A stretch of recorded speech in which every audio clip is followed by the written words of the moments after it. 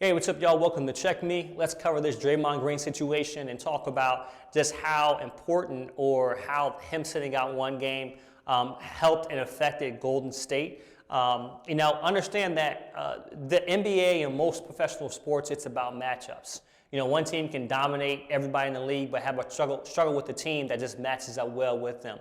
So it's a game of matchups. So with the NBA and with this Golden State and the Sacramento Kings series, I told everyone, hey, look, you poked the bear. You got Golden State upset. Golden State was upset when they played in Sacramento. Sabonis was, whatever his name is, was talking trash, blah, blah, this, that. And he got away with a lot, and he didn't get suspended or anything for that hold on Draymond Green.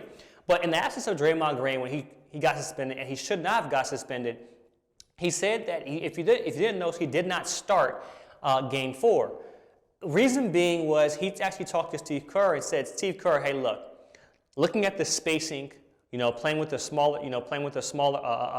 one big man as opposed to two big men. The Warriors had the opportunity to be more effective on the floor. They had a lot more passing lanes, a lot more cutters. There's a lot ability for them to get more open shots, and just that spacing is where the Golden State Warriors are more effective on the floor. We all know that the game is played beyond the three-point line right now, and the guys, are able to make shots. And people don't play defense as much now, so the spacing kind of helps. NBA don't play as much defense now, so the spacing kind of helps out. But he said during his time off, it was like a film session. Watching that game, he was able to study, see some things he didn't see before, and he spoke with Steve Kerr and said, "Hey, look, you only need to start one big guy, and start Looney since he deserved it." He mentioned the time with David Lee when he played for the Golden State Warriors, and every time Draymond Green came off the bench, David Lee hugged him, was excited to come off the bench for him. So you kind of got the same exact scenario right here, right now.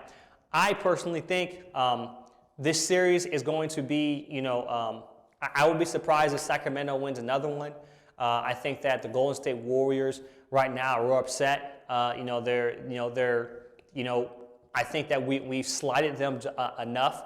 And if you have Klay Thompson and Steph Curry healthy, this team is, I hate to say, is if not the best team and one of the best teams in basketball. It's going to take a lot for Sacramento to win, to close out Golden State. The more games you play, the more games you play, the less it helps Sacramento.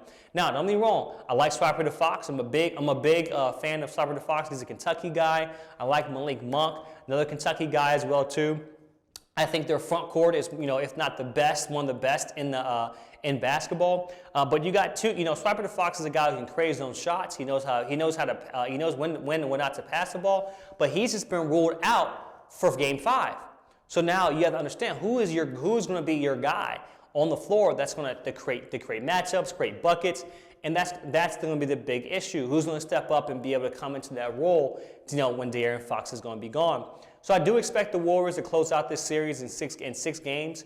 I think it'll be hard for them to, close out this series in Golden State. The Sacramento close out this series in Golden State. I do expect Golden State to close it out at home. But what we're going to see now is Golden State starting to find rhythm, and I think that whoever they play in the second round, they're going to. And now here's the thing: I'm not completely ruling out Sacramento, but the odds are not in their favor. Plain and simple. When you break it down, the odds are not in their favor. Your best player is not going to be there. You guys Sacramento lost to the Golden State Warriors are starting to find their rhythm. They have a little momentum. Usually teams bounce back. If they do steal a game, it will be Game 5. But you're trying to steal a game without your best player, and that's where I personally think that this is going to be the downfall of Sacramento. Even though I'm rooting for Sacramento, because I love De'Aaron Fox and Malik Monk, but I think we just have too much of Steph Curry and too much of Klay Thompson. It's not going to. It's almost impossible to beat those guys when they have rhythm. Not saying it can't happen, but when they have rhythm, it's kind of hard to beat those guys.